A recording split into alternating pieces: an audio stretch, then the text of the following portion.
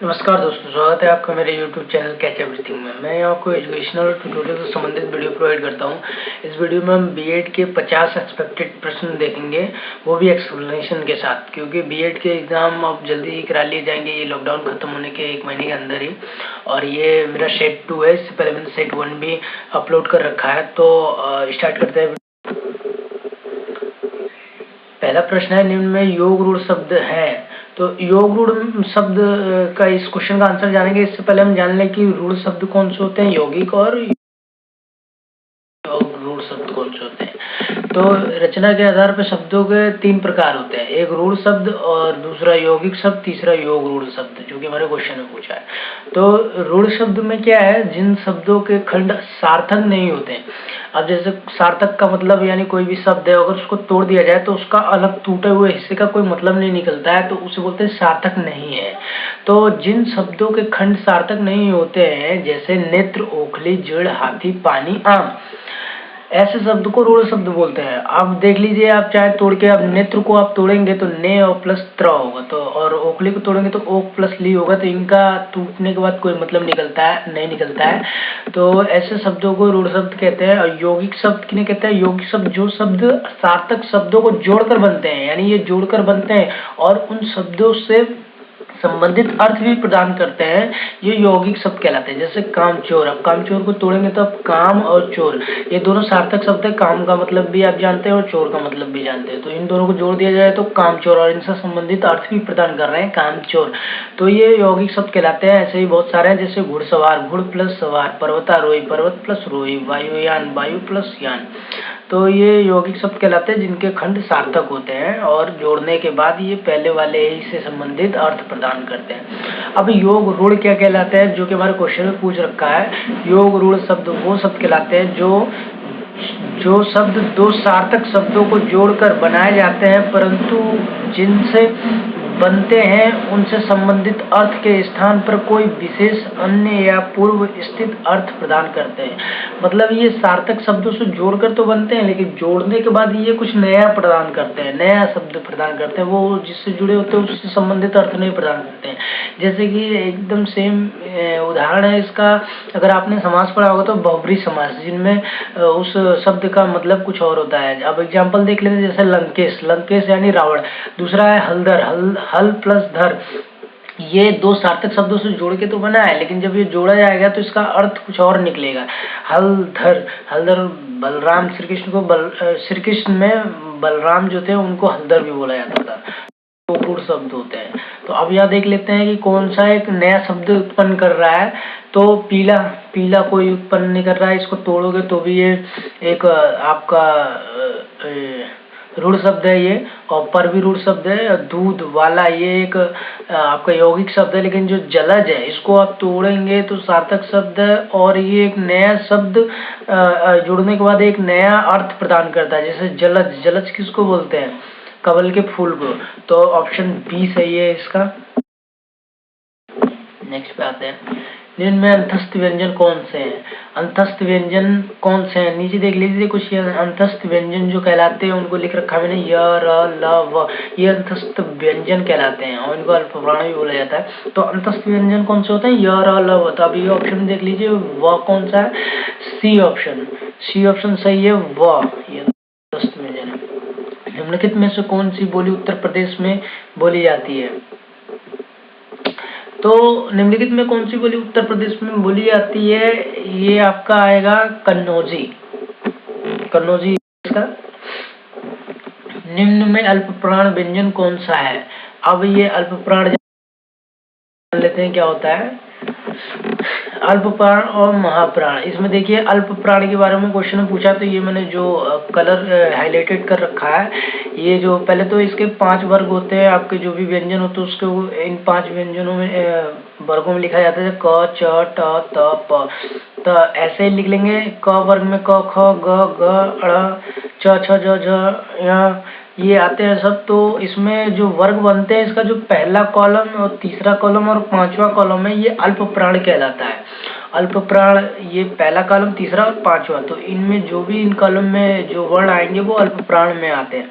और फिर जो नीचे आएंगे आप जो अंतस्थ व्यंजन है ये पूरे के पूरे जो है वो अल्प प्राण कहलाते हैं, य र ल व जो है।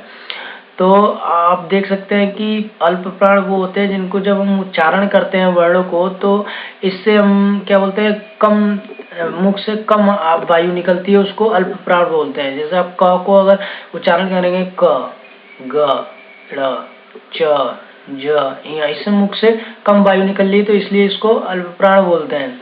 तो आपने देख लिया कि पहला कॉलम, तीसरा कॉलम और पांचवा कॉलम जो भी वर्ड आते हैं वो अल्प प्राण कहलाते हैं। अब क्वेश्चन पे आते हैं, उनमें अल्प प्राण व्यंजन कौन सा है? अल्प प्राण व्यंजन अब आप देख लीजिए अल्प प्राण व्यंजन कौन सा, अभी मैंने बताया था पहला कॉलम, तीसरा और चौथा कॉलम। तो पहले कॉलम में का कोई है? कोई नहीं है।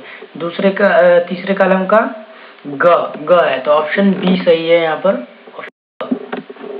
संविधान के किस अनुच्छेद को हिंदी को राजभाषा तथा इसकी लिपि देवनागरी को स्वीकृत किया गया है? तो इसका ऑप्शन नंबर सी 343 सही है। निम्न में घोष वर्ण कौन सा है? तो घोष वर्ण देख लेते हैं पहले क्या होता है। देखिए ये भी दो कैटेगरी में बटा हुआ है, अघोष वर्ण और घोष वर्ण। घोष वर्ण को ही सघोष वर्ण भी बोलते हैं। तो ऐसे ही आप लिख लेंगे पांचों वर्गों को, जो व्यंजन है उनके पांचों वर्ग क, च, ट, त, प, ये 5 वर्ग है, इनके सारे व्यंजन को आप लिख लेंगे, वर्ण को लिख लेंगे। तो जब आप लिख लेते हैं इस रूप में क, ख, ग, घ, ङ, च, छ, ज, ज, य, ट, ठ, ड, ढ, ड़, त, थ, द, ध, न, प, फ, ब, भ, म, तो आप लिख लेते हैं। तो जो पहला और दूसरा जो कॉलम है वो अघोष वर्ण कहलाता है, और जो तीसरा, चौथा और पांचवा कॉलम है इनमें जो भी वर्ण आते हैं वो घोष या फिर सघोष वर्ण कहलाते हैं। और जब आप नीचे आओगे अंतस्थ वर्ण जो होते हैं य, र, ल, व, ये चारों के चारों घोष सघोष तो होते ही हैं। जो ह होता है ह वर्ण वो भी घोष या सघोष वर्ण कहलाता है। तो अब आप क्वेश्चन पे आइए, घोष वर्ण या फिर सघोष वर्ण कौन से होते हैं? तो अभी आपने देखा कि जो कॉलम है जो तीसरा, चौथा, पांचवा वो सघोष वर्ण कहलाते हैं। तो इसमें आप देख सकते हैं कि ऑप्शन ए जो है ज, ये ऑप्शन सही है। ए और नेक्स्ट क्वेश्चन है, निम्न में से कौन सा एक अनाथ का पर्यायवाची नहीं है? अब अनाथ का पर्यायवाची नहीं है, पर्यायवाची वगैरह तो आप लोग को याद करनी पड़ेगी, रटना ही पड़ेगा, वो बहुत सारे होते हैं। तो इसमें पहला ऑप्शन है बेसहारा। बेसहारा का मतलब भी अनाथ ही होता है। ऑप्शन बी क्या है? यतीम, इसका भी मतलब अनाथ ही होता है। और डी जो है निराश्रित, इसका भी मतलब वही होता है अनाथ का मतलब। और अनाथ यानी जिसका कोई परिवार न हो उसे अनाथ बोलते हैं। तो बेसहारा, यतीम, निराश्रित यही होगा। तो ऑप्शन सी जो है अनाड़ी, ये नहीं होगा, ऑप्शन सी सही है आंसर। निम्न में ओष्ठ वर्ण कौन सा है? ओष्ठ वर्ण, अब वर्ण को बोलने के लिए पहले वीडियो में मैंने बताया था, इसमें भी बता देता हूँ कि ओष्ठ वर्ण, ओष्ठ का मतलब ओठ से, जो आपका ओठ है, लिप जो है उससे बोले जाने वाला वर्ण। तो आप ट्राई कीजिए, पहला ए बोलिए अ, ओठ का इस्तेमाल हुआ नहीं। बी बोलिए, बी वाला आ, इसमें भी कहीं आपका ओष्ठ का इस्तेमाल हुआ नहीं। सी बोलिए ई, इसमें भी नहीं हुआ। अब बोलिए ऑप्शन डी ऊ, जब आप ऊ बोलेंगे तो आपका जो ओठ है वो इसमें रोल प्ले कर रहा है, वो दब जा रहा है, तो ये ओष्ठ वर्ण हो गया। ऑप्शन डी ऊ सही है। निम्नलिखित शब्दों में निपात का उदाहरण कौन सा शब्द है? अब मैंने पिछले वीडियो में भी बताया था, इस वीडियो में बता दे रहा हूँ कि निपात क्या होता है। निपात किसी भी बात पर अतिरिक्त भार देने के लिए जिन शब्दों का प्रयोग किया जाता है उसे निपात बोलते हैं। यानी किसी बात को बोलने के लिए आप अगर जोर देने वाले चीजें प्रयोग करते हैं उसमें, तो वो निपात कहलाता है। जैसे कि भी, तो, तक, केवल, ही, मात्र आदि। जैसे अब एग्जाम्पल ले लीजिए, तुम्हें आज रात रुकना है पड़ेगा, ये बोल दिया आपने, तो आज रात तुम्हें रुकना पड़ेगा। लेकिन जब आप यही चीज ऐसे बोलते हैं, तुम्हें आज रात रुकना ही पड़ेगा, तो जो ये ही आ रहा है ये एक जोर दे रहा है सेंटेंस में, तो ये ही क्या हो गया? निपात हो गया। निपात के भेद जो है वो 3 होते हैं, लेकिन निपात के भेद कम पूछता है, निपात के प्रकार ज्यादा पूछता है। ये 9 प्रकार के होते हैं। और सकारात्मक जिसको स्वीकारात्मक भी बोलते हैं, नकारात्मक निपात, निषेधात्मक निपात, प्रश्नबोधक निपात, विस्मयबोधक निपात, बलदायक निपात, अवधारणा बोधक निपात। और अवधारणा बोधक निपात में देख लीजिए क्या ऑप्शन आता है, ठीक, करीब, तकरीबन, लगभग, आदि। तो फिर नेक्स्ट है तुलनात्मक निपात, आदर बोधक निपात। तो ये जो अवधारणा बोधक है इसको ध्यान से पढ़िए, ठीक, करीब, तकरीबन, लगभग, आदि। तो अब प्रश्न पे आते हैं। तो यहाँ देखिए इसमें क्या ऑप्शन में मिल रहा है, निपात में पहला ही ऑप्शन जो ए है उसमें ठीक वर्ड आ गया। तो ये जो ऑप्शन ए है ठीक यही सही है, ये निपात है। निम्नलिखित में से कौन सा वाक्य पूर्ण भूतकाल का उदाहरण है? पूर्ण भूतकाल यानी जो पूर्ण भूतकाल किसे कहेंगे, वो जो बीत चुका है पूरी तरह, उसका कोई भी लेना देना नहीं है प्रेजेंट से, या फिर वो काम होते होते प्रेजेंट तक नहीं आया है, वो बीत चुका है। तो अब इसमें जो बीत गया है वो सेंटेंस देख लीजिए कौन सा है, वे गए, वे खा रहे थे, वे आए थे, वे सोकर उठे हैं। तो अभी इन चारों, अगर आप इन चारों सेंटेंस को पढ़ रहे हैं तो आपको क्या लग रहा है कि इसमें मतलब कौन सा हो सकता है? तो पहला ऑप्शन था वे गए। तो वे गए का मतलब क्या? वे गए का मतलब हो गया कि वो चले गए। तो देखा जाए तो ये भी एक भूतकाल ही है। लेकिन इसके बाद आप अगर ये देखेंगे वे खा रहे थे, तो खा रहे थे यानी अभी चल रहा होगा प्रोसेस, पता नहीं खा चुके हैं कि नहीं खा चुके हैं। फिर जो ऑप्शन डी है सोकर उठे हैं, तो वो तो अभी सोकर ही उठे हैं। तो जो ऑप्शन सी है ये देखिए वे आए थे, ये पूरी तरह पूर्ण भूतकाल है। वे आए थे, वे आए थे यानी बहुत पहले आए थे, वो चले भी गए होंगे, यानी वे आए थे। तो ऑप्शन सी सही है इसका, वे आए थे। उसके बाद महोत्सव का संधि विच्छेद होगा। महोत्सव और संधि विच्छेद भी काफी लंबा चैप्टर है, इसका भी एक अलग चैप्टर पढ़ाऊंगा जब। अभी तो एक सिंपल सा ट्रिक बता रहा हूँ कि जब भी कोई नाम आए, पहले इसको देख लेते हैं। महोत्सव का संधि विच्छेद होगा। तो कई चीजें हैं, अगर आप इसको तोड़ेंगे अगर, तो ये जो ओ की मात्रा लगी हुई है ह पे, वहीं से टूटेगा। और अगर आपको वर्ड का ज्ञान है तो आपको ज्यादा जोड़ लगाने की जरूरत नहीं पड़ती है। जिससे वर्ड का ज्ञान का मतलब ये है कि शब्दों का ज्ञान, यानी महोत्सव लिखा हुआ है तो अगर इसको अलग करते हैं तो कहीं ना कहीं एक उत्सव निकल के आ रहा है और इधर एक महा निकल के आ रहा है। तो आपको पता होना चाहिए कि अगर आप इसको तोड़ते हैं तो म और उत्सव निकल के आ रहा है, लेकिन म कोई वर्ड नहीं होता है, उसकी जगह महा होता है। महा माने बड़ा, बहुत बड़ा। तो महा और उत्सव आपको पता ही है।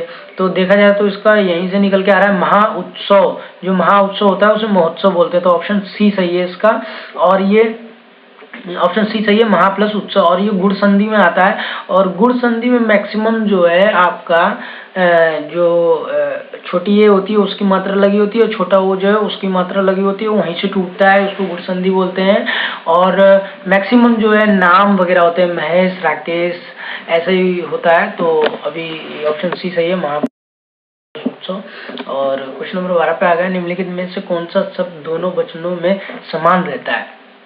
दोनों वचनों में कौन सा समान रहता है? यानी उसको अगर बहुवचन में प्रयोग किया जाए तो वो बहुवचन लगेगा, और उसको एक वचन में प्रयोग किया जाए तो वो एक वचन लगेगा। यानी एक चीज के लिए भी बोला जाए तो भी वही बोलेंगे, दो चीज के लिए बोला जाए तो भी वही बोलेंगे, और उसी को ढूंढना है इसमें। तो ऑप्शन ए कथा, कथा एक वचन है, कथाएं होता है। फिर ऑप्शन सी पे आइए, लता, लताएं, दी, कुटी, कुटिया। ठीक है। तो जब आप बी ऑप्शन पे आते हैं सरसों, तो इसको सरसों सरसोआएं नहीं बोलेंगे, सरसों को सरसों ही बोलेंगे, चाहे एक दाना हो चाहे 10 दाना हो। तो ऑप्शन बी जो है वो सही है, सरसों। और ये दोनों वचनों में प्रयोग होता है, ऑप्शन बी सरसों। नेक्स्ट आते हैं बैलगाड़ी में समास है। समास क्या होता है? समास होता है किसी भी बड़े रूप को संक्षिप्त में लिखने के तरीके को समास कहते हैं। लेकिन जो बड़ा रूप रहता है वही अर्थ प्रदान करता है उसका छोटा रूप भी। जैसे कि एक उदाहरण ले लीजिए आप, आटा पीसने वाली चक्की। आटा पीसने वाली चक्की जो है ये बड़ा है, इसको संक्षिप्त करेंगे क्या करेंगे, आटा चक्की। दोनों का मतलब वही निकला, वो भी आटा पीसेगी, ये भी आटा पीसेगी। तो पहला इसमें बोला है कि बैलगाड़ी में समास है, तो अब ये बैलगाड़ी को भी शॉर्ट किया गया है। अब इसको लंबा अगर आप करेंगे तो क्या निकल के आएगा? इसने पूछा ये कौन सा समास है। समास के भी कई सारे प्रकार होते हैं। तो आप देखेंगे कि बैलगाड़ी को जब लंबा करेंगे तो बैलों की गाड़ी, तो बीच में क्या आ रहा है, की का, बैलों की गाड़ी, ठीक है। तो ये किसमें आ गया, ये जो डी है तत्पुरुष, इसमें आ गया तत्पुरुष में। तो ऑप्शन डी सही है इसका, तत्पुरुष, क्योंकि इसमें तत्पुरुष में ये जो इसके प्रसर्ग होते हैं, कर्ता ने कर्म को करण से जो ये आता है, से के द्वारा के लिए जो भी संबंध, काकी रे के में पर, ये सब जो भी बीच में आते हैं किसी भी वर्ड के, तो समझ जाइए वो तत्पुरुष है। तो इसमें की आ रहा है, बैलों की गाड़ी, ठीक है, या बैलों के द्वारा बनाई गई गाड़ी। तो ये बैलों की गाड़ी, तो की आ रहा है इसमें, तो ये एक प्रसर्ग है जो कि तत्पुरुष के लिए यूज होता है। तो ऑप्शन डी इसका तत्पुरुष। निम्नलिखित में से कौन सा शब्द स्त्रीलिंग है? अब स्त्रीलिंग को पहचानने के लिए मैंने बताया था कि आप शब्द को रटने से अच्छा है इसको वाक्य में प्रयोग कर लें। जब आप इसको वाक्य में प्रयोग करेंगे तो आप देखेंगे कि जो पहला है देश, देश, हमारा देश बहुत महान है, बहुत महान है, बहुत महान है। तो ये एक, जब आप प्रोनाउंस कर रहे हैं इसको, तो ये एक साउंड दे रहा है एक पुरुष लिंग का। फिर आप नगर को अगर लेंगे तो नगर, नगर सुंदर है, ठीक है, चलो इसको छोड़ दो, नगर बहुत बड़ा है, बड़ा। फिर आ गया यहाँ पर एक डिनोट कर रहा है, बड़ी नहीं बोला है, बड़ा बोल रहा है, ये भी डिनोट कर रहा है, ये एक पुरुष लिंग है। फिर सी पे आइए, द्वीप, छोटा सा द्वीप है। फिर ये छोटा सा आ रहा है, छोटी सी नहीं आ रही है, तो फिर ये भी क्या हो गया, एक पुरुष लिंग को डिनोट कर रहा है। फिर आप ऑप्शन डी बोलिए, तो आप बोलेंगे जो झील, झील को जब वाक्य में प्रयोग करेंगे तो आप, ये झील बहुत ही सुंदर दिखाई दे रही है, दिखाई दे रही है, बड़ी सुंदर सी झील है, सी। अब यहाँ पे सी भी आ रहा है, या फिर दिखाई, ई, जहाँ भी ई आ रही है, सी ई, तो समझ जाइए डिनोट करा स्त्रीलिंग को। तो झील जो क्या हो गया, स्त्रीलिंग, ऑप्शन डी सही है इसका, झील। फिर इनमें कौन सा शब्द तत्सम है? तत्सम का मतलब जान लीजिए, तत्सम का मतलब होता है ज्यों का त्यों। तत्सम का मतलब ज्यों का त्यों, यानी संस्कृत के जो वर्ड संस्कृत के ज्यों के त्यों इस्तेमाल कर लिए गए हैं हिंदी में, उनको तत्सम बोलते हैं। यानी वो एक तरह से संस्कृत है। तत्सम का मतलब समझ लीजिए संस्कृत। तो अब इसमें यही पूछ रहा है कि कौन सा शब्द तत्सम है, यानी संस्कृत में लिखा हुआ है। तो आप ऑप्शन डी पे आइए, घर। घर को संस्कृत में क्या बोलेंगे, गृह। तो यानी घर क्या है, हिंदी वर्ड है ये, तो ये ऑप्शन नहीं होगा। सी पे आइए, गाय। गाय को संस्कृत में धेनु बोलते हैं, तो ये भी ऑप्शन सही नहीं है। फिर बी पे आइए, गधा। गधा को संस्कृत में गर्दभ बोलेंगे, तो ये हिंदी में लिखा हुआ है। जो ऑप्शन ए है ये संस्कृत में लिखा हुआ है, ये क्षेत्र। तो ऑप्शन ए जो है ये सही हो गया, क्षेत्र। और एक ट्रिक है आपको बता दें, नीचे ये देख लीजिए, अगर ऋषि सशोष ध प्र क्र ड़ यण अंग त्र अह त्र छ ज्ञ स्र, जो शब्द इन वर्णों से शुरू होते हैं, या फिर बीच में आए या फिर कहीं भी आए, अंत में आए, वो शब्द जो तत्सम शब्द कहलाते हैं, यानी संस्कृत के शब्द कहलाते हैं। और जो ये ध्व है, ये अपवाद है, ये दोनों तत्सम और तद्भव दोनों में आता है। तो अगर वह मुझसे अलग रहता है, रेखांकित शब्द के आधार पर बताइए कि यहाँ कौन सा कारक है। वह मुझसे अलग रहता है, मुझसे अलग रहता है, अलग का मतलब दूर रहता है, अलग रहता है।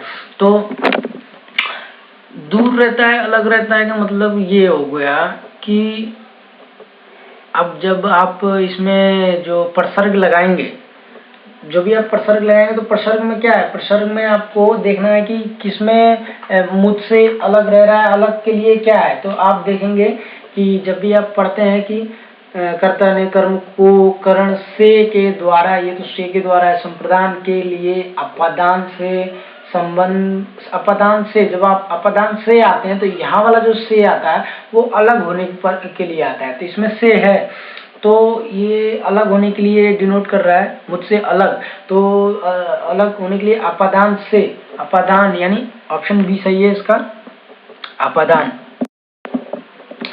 निम्न में कौन सा शब्द तद्भव है? तद्भव का मतलब अब देखिए, तत्सम का मतलब होता है ज्यों का त्यों, यानी संस्कृत का वर्ड, और तद्भव का मतलब होता है जो संस्कृत से थोड़े से उसमें चेंजिंग करके उसको हिंदी में इस्तेमाल कर लिया गया, यानी चेंज हुआ है, यानी एक तरह से कह सकते हैं हिंदी का वर्ड। तद्भव का मतलब हिंदी का वर्ड। तो हिंदी का वर्ड इसमें आप देखिए कौन सा है, यौवन, ये संस्कृत वर्ड है, ये संस्कृत में इस्तेमाल होता है। अगर आपने सीरियल वगैरह देखे होंगे जैसे रामायण वगैरह, तो उसमें अगर कहीं आया होगा तो आप वो संस्कृत, मैक्सिमम संस्कृत वर्ड बोलते हैं लोग, तो उसमें ये वर्ड जो है ऋषि मुनियों के मुंह से सुना होगा। तो ये संस्कृत है। निर्झर भी, ये भी संस्कृत है, इसमें भी आधा र आ रहा है।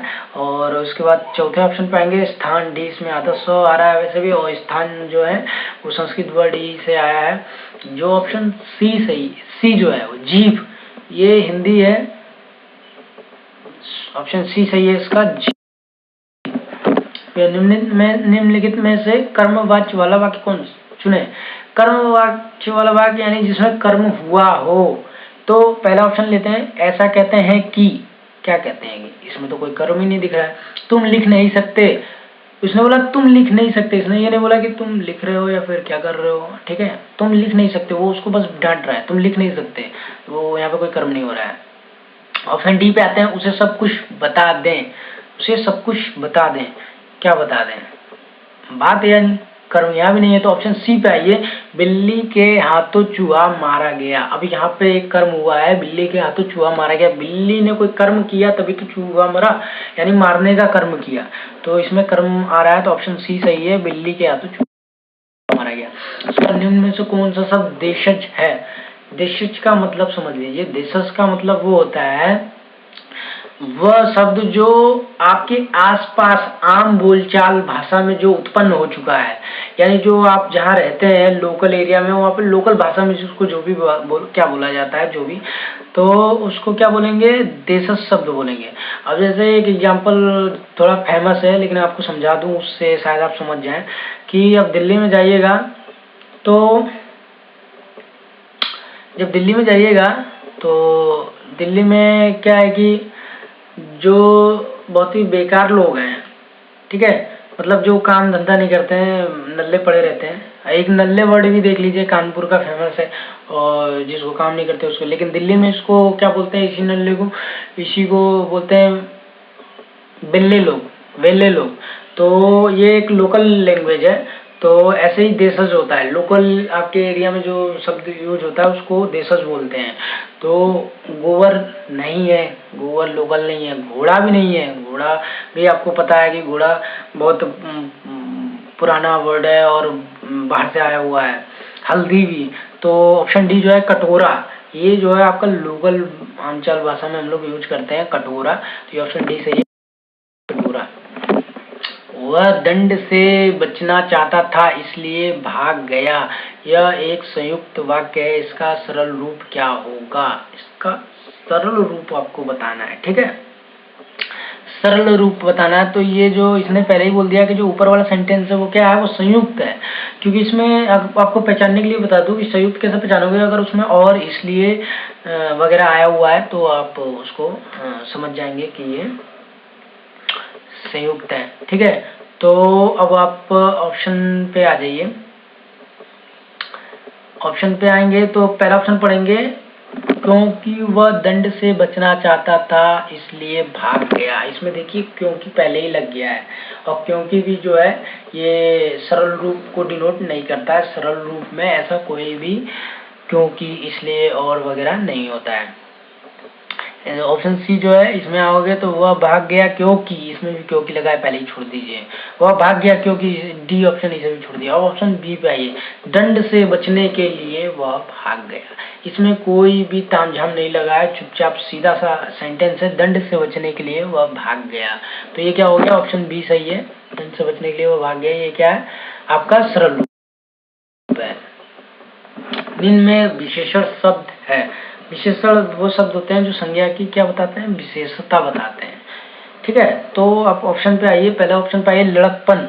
अब लड़कपन का मतलब क्या है, लड़कपन ये डिनोट कर रहा है एक इरा को, जो बच्चे जब छोटे होते हैं उसके इरा को डिनोट कर रहा है, ठीक है। तो एक ये कह सकते हैं आपकी ये विशेषता नहीं बता रहा है, वो पूरे ईरा को बता रहा है, ठीक है। फिर ऑप्शन सी पे आइए, कठोरता लिखा हुआ है, यहाँ पर कठोर नहीं लिखा हुआ है, इसमें कंफ्यूज मत होइएगा, बहुत तेज कंफ्यूज होता है आदमी।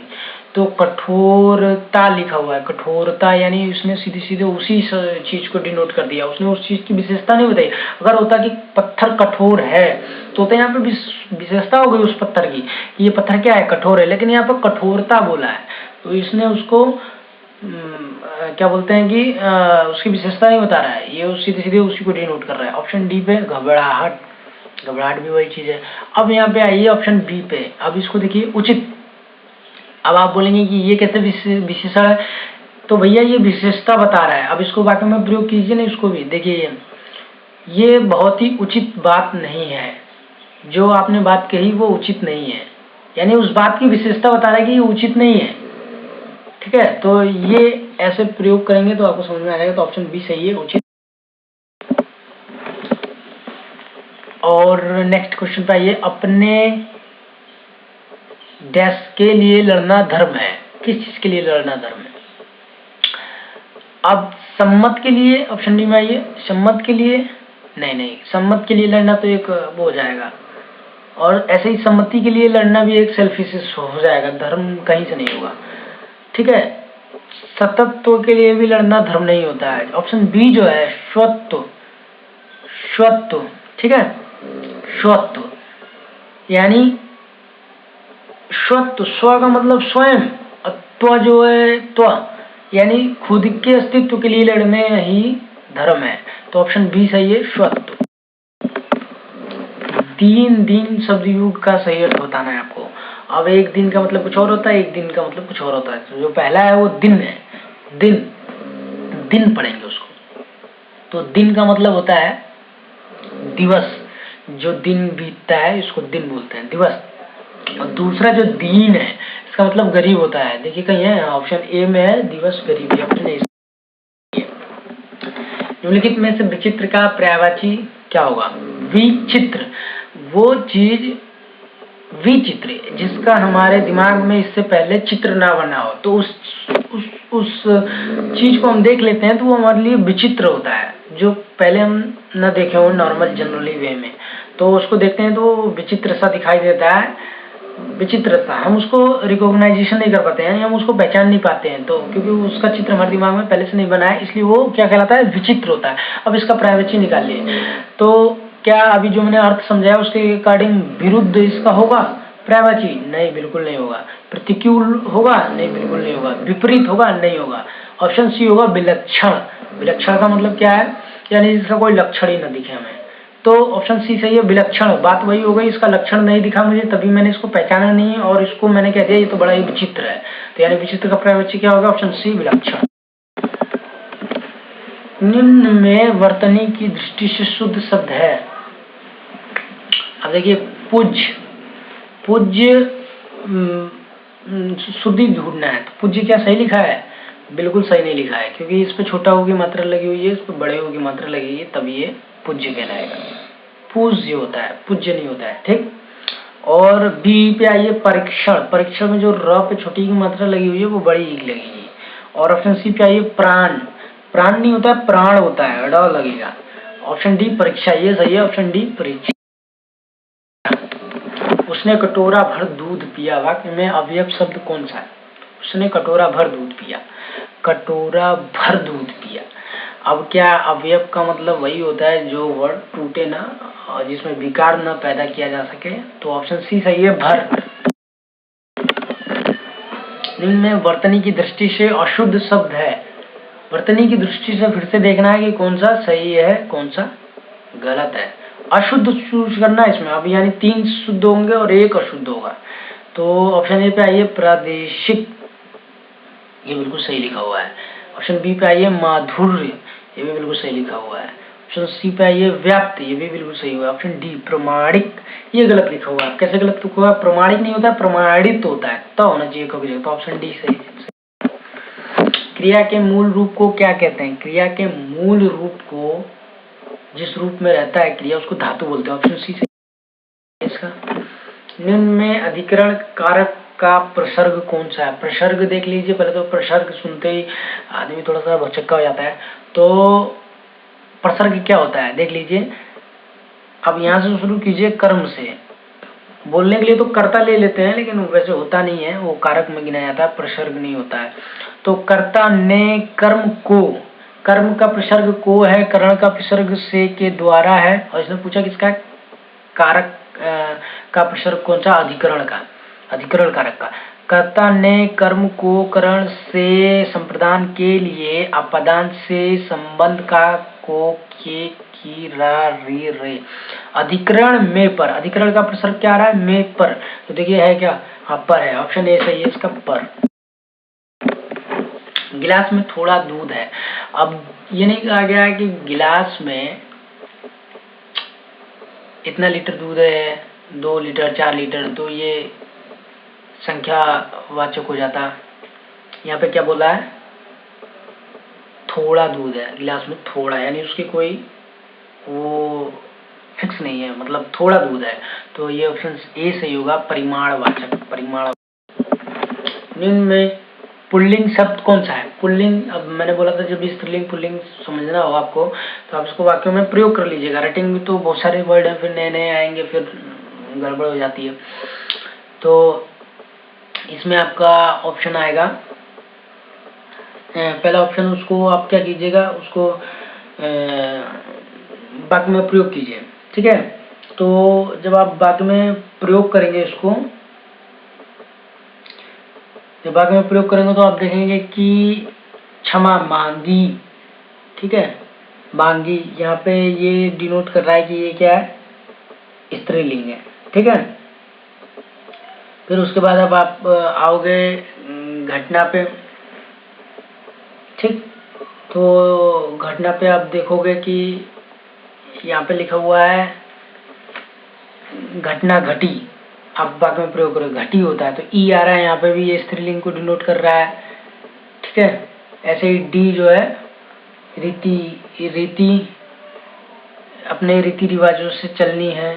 ठीक है, करनी है, तो ये भी कहीं ना कहीं स्त्रीलिंग को डिनोट कर रहा है। ऑप्शन सी पे ये क्षेत्र, बहुत बड़ा क्षेत्र है, ये तो बड़ा, बड़ा क्षेत्र, बड़ा है, बड़ा, तो कहीं ना कहीं ये पुल्लिंग को डिनोट कर रहा है। तो ऑप्शन सी सही है। निम्नलिखित में से कौन सा शब्द द्रव्यवाचक संज्ञा है? द्रव्यवाचक, अब द्रव्यवाचक में आप आइएगा तो ऑप्शन सी सही है, दूध। निम्न में से स्त्रीलिंग शब्द कौन सा है? मैंने बताया था कि आपको वाक्य में प्रयोग करके ही जानना है, वरना वाक्य तो बहुत सारे हैं, फिर आप शब्द बहुत सारे हैं, आप कंफ्यूज हो जाएंगे। ऑप्शन ए को उठाते हैं, दुख सुख लगा रहता है, लगा रहता है, ये कहीं पुरुष लिंग को डिनोट कर रहा है। फिर आप आइए ऑप्शन सी पे, लेक बहुत गंदा है, तुम्हारा लेक बहुत गंदा है, गंदी नहीं है, गंदा है, तो ये भी कहीं पुरुष वाक्य को डिनोट कर रहा है। ऑप्शन डी पे आइए, तुम्हारा स्पर्श अच्छा नहीं है, अच्छा, अच्छा, यहाँ पे भी कहीं स्त्रीलिंग की जगह पुरुष लिंग को डिनोट कर रहा है। ऑप्शन बी में आइए, कम से कम आपकी गरिमा तो बच गई, गरिमा बच गई, यानी यहाँ पर गई, यहाँ पर स्त्रीलिंग को डिनोट कर रहा है। तो ऑप्शन बी सही है, गरिमा। निम्नलिखित में से कौन सा शब्द समूहवाचक संज्ञा नहीं है? समूहवाचक, समूहवाचक संज्ञा नहीं है, तो सभा, ये भी एक समूह को डिनोट करता है। कक्षा में भी बहुत सारे लड़के होते हैं और समूह को डिनोट करता है। और भीड़ भी एक समूह है लोगों का। तो ऑप्शन डी जो है, दौड़, ये कोई समूह नहीं है, दौड़ अकेले भी होती है। ऑप्शन डी सही है। किसका प्रयोग सदैव बहुवचन में होता है? अब किसका प्रयोग बहुवचन में होता है? लता लताएं, गाय गायें, नारी नारियां। ठीक है, दर्शन जो है ऑप्शन ए, ऑप्शन ए सही है, दर्शन। इसको एक वचन में लो या बहुवचन में लो, दर्शन को दर्शन ही लिखा जाए। उत्पत्ति के आधार पर शब्दों के 4 भेद किए गए हैं, इनमें से कौन सा भेद कहलाता है? उत्पत्ति के आधार पर 4 भेद कौन कौन से हैं? तत्सम, तद्भव, और इसमें क्या दे रखा है? यौगिक, विदेशी। लेकिन यौगिक जो ऑप्शन सी है ये रॉन्ग है, क्योंकि होता है तत्सम, तद्भव, देशज, विदेशज। तो देशज की जगह यहाँ पर यौगिक लिखा हुआ है, ये ऑप्शन सी गलत है, ऑप्शन सी। निम्न में भाववाच्य है, भाववाच्य यानी जिससे भाव की उत्पन्न हो, तो मतलब भाव का एक फील हो। तो मोहन पुस्तक पढ़ता है, इसको भी आप देख सकते हैं, भाव को फील कर सकते हैं, आप देख नहीं सकते, छू नहीं सकते। श्याम पत्र लिख रहा है, उसको भी आप देख सकते हैं, छू सकते हैं। श्याम पत्र लिख रहा है, पत्र को भी, श्याम को भी। पत्र लिखा जाता है, उसको भी जाके आप छू सकते हैं। लेकिन ऑप्शन सी जो है, मोहन से बैठा नहीं जाता। आप मोहन को तो छू सकते हैं, लेकिन जो ये बैठा जो है, ये आपको कहीं दिखाई नहीं देगा। बैठा क्या होता है, इसको आप बस फील कर सकते हैं कि मैं बैठ गया। तो ऑप्शन सी सही है, मोहन से बैठा नहीं जाता। निम्नलिखित में से कौन सा शब्द तद्भव है? तद्भव का मतलब ये बताया हूं मैं कि हिंदी के संस्कृत के कुछ वर्डों में कुछ परिवर्तन करके इसको हिंदी में ला दिया गया। यानी एक तरह से कह सकते हैं आप, तद्भव इक्वल टू हिंदी। जो हिंदी है उसको चूज कीजिए। पक्ष, पक्षी, ये आपको छ जो मैंने बताया था, पीछे के वर्ड जो है कहीं भी आए तो वो संस्कृत वर्ड होगा, यानी वो तत्सम होगा। तो ये तो पहले ही निकाल दीजिए, ए और बी ऑप्शन में से। बचा आपका पतन और पत्ता। पतन जो है संस्कृत वर्ड है, ऑप्शन डी सही है। पत्ता ये हिंदी वर्ड। निम्न में से कौन सा वाक्य मिश्र वाक्य है? अब मिश्र वाक्य को आपको ढूंढना है, तो आइए पहले ये देख लेते हैं। वाक्य विश्लेषण जो है, साधारण वाक्य पहचानने का तरीका, इसमें एक कर्म होता है, एक ही कर्ता होता है, कोई भी लफड़ा नहीं होता है इसमें, सिंपल सा होता है, एक कर्म एक कर्ता। संयुक्त वाक्य में क्या होता है, इसमें बीच में कहीं ना कहीं और लगा होता है, या तो एवं लगा होता है, या तो तथा, या तो या इसलिए, या अतः, फिर, तो, कभी, नहीं, तो, किंतु, परंतु, लेकिन लगा रहता है संयुक्त वाक्य। मिश्र वाक्य में क्या है, ये ऐसे स्टार्ट होता है, जितना, कितना, उतना, ठीक है। इसके आगे वाक्य होता है, उसके आगे फिर लिखा रहता है, जैसे जैसे, फिर वाक्य स्टार्ट होगा, फिर आगे कहीं ना कहीं वैसे मिलेगा आपको, फिर जहां, फिर उसके बाद वाक्य स्टार्ट होगा, फिर लास्ट में कहाँ मिलेगा आपको, या फिर कहीं भी कहाँ मिल जाएगा, फिर जिधर, फिर वाक्य लिखा होगा, फिर उधर। ऐसे ही जब, जब यहाँ पे भूल गया हूं मैं लिखना, यहाँ पे जब, और फिर वाक्य होगा बीच में, फिर कहीं लिखा होगा तब। तो ये पहचानने का तरीका है मिश्र वाक्य का। तो आप देख लीजिए, इसने क्या बोला, मिश्र वाक्य है। अब देखिए इसमें वो सब चीजें आ रही हैं, जितना, कितना, उतना, जब, तब। तो ऑप्शन डी पे आइए सीधे सीधे, और यहाँ पे देखिए लिखा हुआ है, जब सवेरा हुआ तब हम लोग बाहर गए, यानी जब, फिर वाक्य, फिर तब। तो ये क्या हो गया, ऑप्शन डी सही है, जब सवेरा हुआ तब। लेकिन में से कौन सा शब्द तत्सम नहीं है? तत्सम नहीं है मतलब संस्कृत नहीं है। तत्सम का मतलब ज्यों का त्यों, यानी जो संस्कृत से वर्ड ले लिए गए हैं हिंदी में, और ज्यों का त्यों वर्ड यूज कर लिया गया, यानी तत्सम मतलब संस्कृत नहीं है। तो कौन सा इसमें संस्कृत नहीं है? कपाट सुना होगा आपने, कपोल कपाट, तो ये ऑप्शन ए नहीं होगा। कीटक भी संस्कृत वर्ड है, कुंभकार भी संस्कृत वर्ड है। सी ऑप्शन जो है कोची, ये हिंदी का वर्ड है, ऑप्शन सी सही है। व्रज हिंदी की किस उपभाषा के अंतर्गत आता है? हिंदी में देखिए 5 उपभाषाएं होती हैं, और 5 उपभाषा के बाद आपका इसमें 18 बोलियां होती हैं। तो उनमें से 18 बोलियों में से एक व्रज है बोली। यही पूछा है कि ये किस उपभाषा में आता है, तो उन 5 में से ये 4 यहाँ दिया हुआ है, इनमें से ढूंढना है आपको। तो ये जो पश्चिमी हिंदी में आता है, ऑप्शन सी सही है, पश्चिमी हिंदी। ये मथुरा में बोला जाता है हिंदी। निम्नलिखित में से किस शब्द में नी प्रत्यय नहीं लगा है? नी प्रत्यय का मतलब जो पीछे लगता है उसको प्रत्यय बोलते हैं। शब्दों के पीछे जो लगे और उसको लगाने के बाद जो वर्ड बनता है, शब्द बनता है, उसे प्रत्यय बोलते हैं। तो इसमें बोला है कि प्रत्यय, नी प्रत्यय नहीं लगा है, यानी नी पीछे किसमें नहीं लगा है, तो शब्दों में लगता है प्रत्यय, यानी जो कोर शब्द होगा उसमें नहीं लगा होगा। तो आप देख लेते हैं शेरनी, इसमें लगा हुआ है नी प्रत्यय। क्यों? क्योंकि शेर होता है वर्ड, उसमें नी लगा दो, शेरनी हो जाएगा। मोर होता है वर्ड, मोर, ये भी नहीं होगा क्योंकि इसमें मोर में नी लगा हुआ है, मोरनी हो गया है। ऑप्शन डी पे आइए। कूट होता है, उसमें नी लगा के कूटनी बन गया है, ऑप्शन सी पे आइए। नौकरानी, अब आप बोलोगे नौकरा में नी लग गया, अरे तो शब्द, एक शब्द होना भी चाहिए। नौकरा कोई शब्द होता है? कोई शब्द नहीं होता है। नौकर शब्द होता है। नौकर शब्द में आनी लगा हुआ है, प्रत्यय तो इसमें भी लगा हुआ है, लेकिन इसमें नौकर प्लस आनी, यानी नी नहीं लगा हुआ है, आनी लगा हुआ है, तब ये जाकर नौकरानी हो गया। तो ऑप्शन सी सही है, नौकरानी, इसमें नी प्रत्यय नहीं लगा हुआ है, नौकरानी। निम्न में रीतिकाल का कवि कौन है? रीतिकाल का कवि कौन है? अब देखिए रीतिकाल का कवि जो है वो ऑप्शन सी सही है, बिहारी। बिहारी जो है वो रीतिकाल के कवि हैं, और आपको बता दें कि रीतिकाल के कवि हैं बिहारी जी। और बाकी जो ये है लोग, जयशंकर प्रसाद, सूर्यकांत त्रिपाठी, निराला और सुमित्रानंद पंत, ये लोग जो है आपका आधुनिक काल में छायावाद काल के युग के कवि हैं लोग। तो ऑप्शन सी सही है, बिहारी। और ये नीचे आप देख सकते हो, ये कालों को 4 भागों में बांटा गया है, आदिकाल, भक्तिकाल, रीतिकाल, आधुनिक काल। तो रीतिकाल जो 1650 से 1850 तक चला था। बिहारी इसका, बिहारी रीतिकाल के। उसने कहा था कहानी के लेखक कौन है? चंद्र शर्मा गुलेरी। ऑप्शन बी सही है, चंद्र शर्मा गुलेरी। निम्नलिखित में से कौन सा पत्र व्यक्तिगत पत्र की श्रेणी में नहीं आएगा? व्यक्तिगत पत्र यानी जो आप पर्सनल लिखते हैं, आप अपने दोस्त, परिवार, घर वालों को लिखते हैं वो। तो व्यापारिक पत्र में नहीं आएगा, प्रार्थना पत्र में भी नहीं आएगा, संपादक के नाम में भी नहीं। ऑप्शन सी जो है मित्र को पत्र, या ऑप्शन सी चाहिए, मित्र को पत्र में की श्रेणी में आएगा। निम्नलिखित में से कौन सी पत्र की विशेषता नहीं है?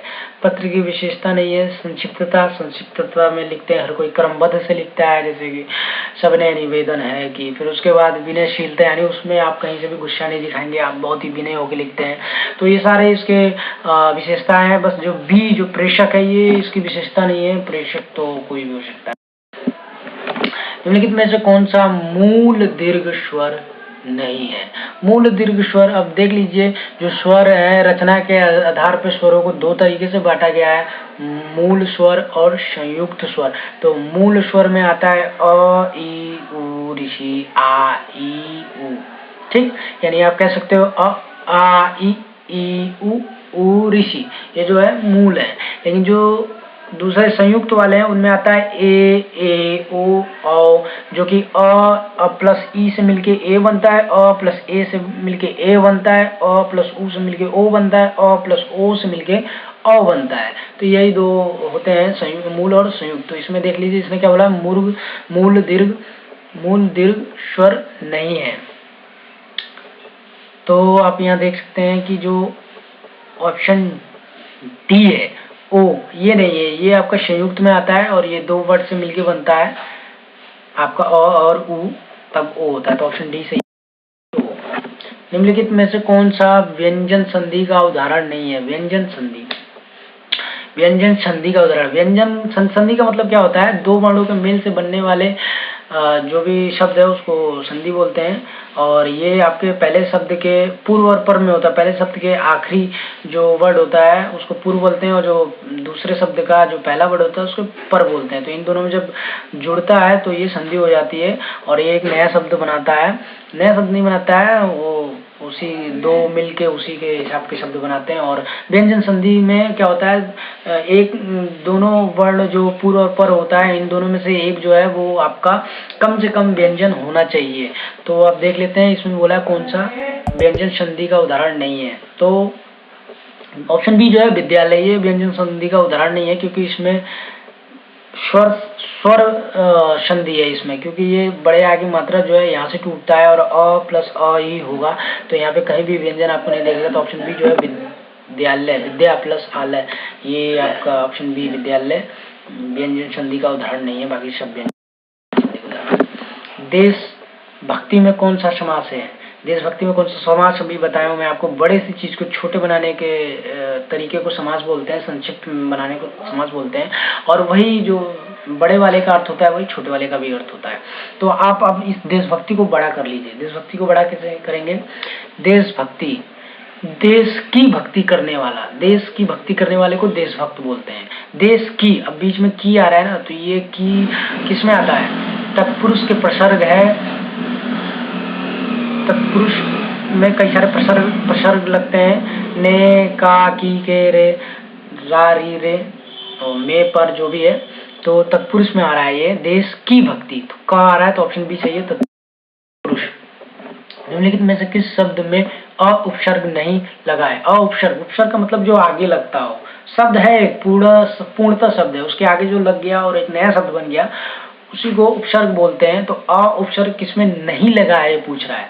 तो अकथ में लगा हुआ है, क्योंकि कथ एक वर्ड है, उसमें अ लग गया है।